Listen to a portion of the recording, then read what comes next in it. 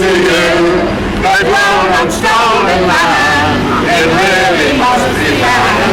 So here up each way, fair or free, Israeli apartheid must go. Sainsburys UK, but fair trade is your line. What about justice for farmers in Palestine? They lose their land and water as Israel spreads its border. So take a stand, let produce banned, Israeli apartheid must go. Sainsburys, Sainsburys, give them your answer clear. Support Palestinian farmers who hold their land so. All that we ask the company to do is to abide by the loudly trumpeted ethical trading policy. There is nothing ethical about taking goods from land which has been stolen from the owners, stolen from the rightful owners. Nobody denies it. Even our own government has called on companies to look carefully at their policy for trading with companies who are part of the Israeli occupation and who have occupied the West Bank, taken the land and put up settlements there. So we have, I think, 8 or 9 shareholder activists who've gone inside the AGM today. That includes sort of long-standing members of the campaign. It includes Jenny Tung, who's going to speak about the recent guidance from the government about companies not supporting settlement activity. So she's going to ask a question about that. And then we've also got Chris Lewis from Corporate Watch, who today published an open letter on their website, again calling on Sainsbury's to stop their complicity, and they've sent that letter to Sainsbury's. So Chris is inside the AGM and may well be asking a question. Rashid was refused a visa by our welcoming UK government and therefore was unable to come. So Lucy, who's from Jordan Valley Solidarity, is inside and may be able to ask a question, if you like, on his behalf. Somebody's also going to ask a question about SodaStream, because some Sainsbury's stores, some of the largest Sainsbury's stores, are also stocking SodaStream. Sainsbury's campaign, of course, is being organised. People around the country are participating as part of the wider boycott, divestment and sanctions movement in the country. And the campaign that we're having here will hopefully be notching up success as we've seen the last couple of weeks, not just SodaStream. PSA, I know, has been working with Unite and the decision to reaffirm their commitment to BDS and also to work out a strategy for implementing that policy, which includes the Sainsbury's campaign. We have endorsements from PSE branches. We need many more Palestine Solidarity groups and branches around the country. We've also had messages of support and endorsements from trades councils from around the country. From South Shropshire Green Party urging Sainsbury's to stop sourcing agricultural products from Israeli companies operating in illegal settlements, and that Sainsbury's should follow the lead given by the Co-op and agree not to trade with such companies. We also have support from Unison Scotland and Friends of the Earth Scotland, and we're working on Friends of the Earth branches and head office in England and Wales as well. This is important because Sainsbury's lists Friends of the Earth as one of the companies, the organisations that they engage with. And conflict raging on, apartheid once again appears. Which side are you on? Which side are you on? Which side are you on? Which side are you on? Which side are you on? Sainsbury's Israeli goods, used on stolen land. How can they call it ethical? The commerce must be done. Which side are you on? Which side are you on? Which side are you on? Which side are you on? Sainsbury's sell Israeli goods, it simply isn't fair. We taste their cold indifference, it seems like murder.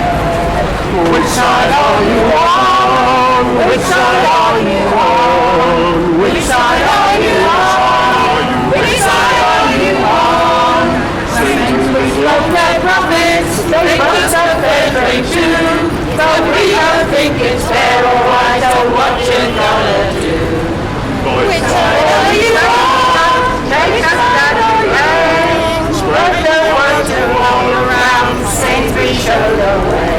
Which side are you on? Which side are you on? Which side are you on? Which side are you on? Boycott all Israeli goods, take this stand today. Spread the word to all around, Sainsbury show the way. Which side are you on? Which side are you on? Which side are you on? Which side are you on? Which takes their coffee.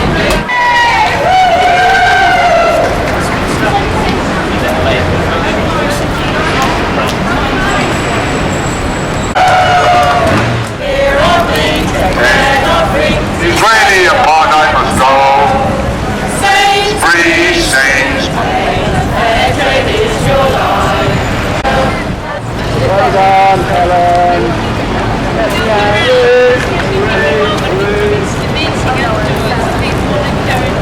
Well done.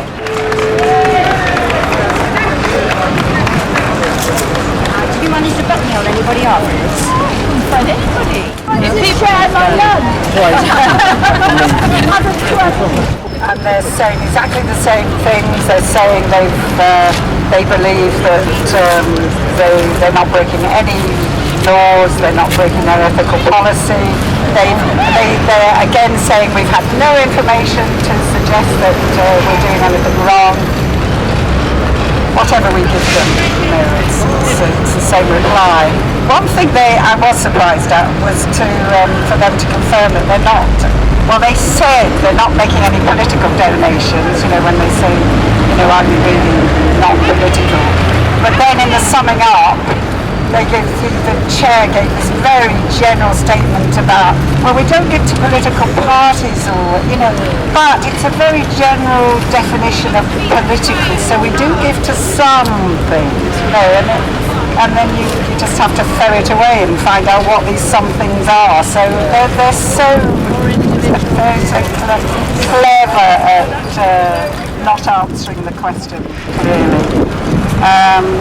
And then I went up to the non-executive director, Susan Rice, and I made the point that it's totally illogical that they taught their ethical policy applies to their own brand and not to all the other goods in the shop.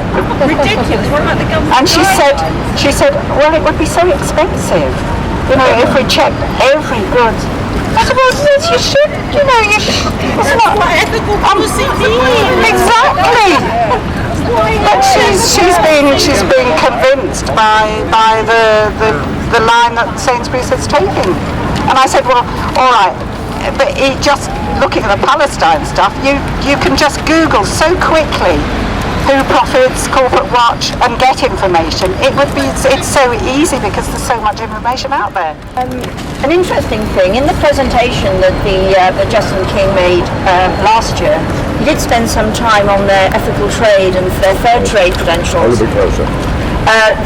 There was no mention of it this year at all. It didn't appear at all in their preamble. So maybe they've decided let's not talk about it. I did manage to talk to Matt Britton and Jean Tomlin afterwards, and I asked them whether they'd received the dossier in the letter, because I pointed out that he said that in several times he said that he had no evidence whatsoever that there was any settlement goods getting through, the human rights abuses committed by the companies that he's doing business with. So I said, well, the evidence is there in the letter. And he pursued this rather pointlessly for a while. And I said, well, what evidence? If we can provide you with photographs of produce of Israel inside a settlement packing house, what evidence will you accept? And in which case, at which point he just sort of backed off. Yeah. Sainsbury said we do stock both Israeli goods and Palestinian goods, so I asked them to give us a list of what Palestinian goods that they're stocking, so I'll follow that one up.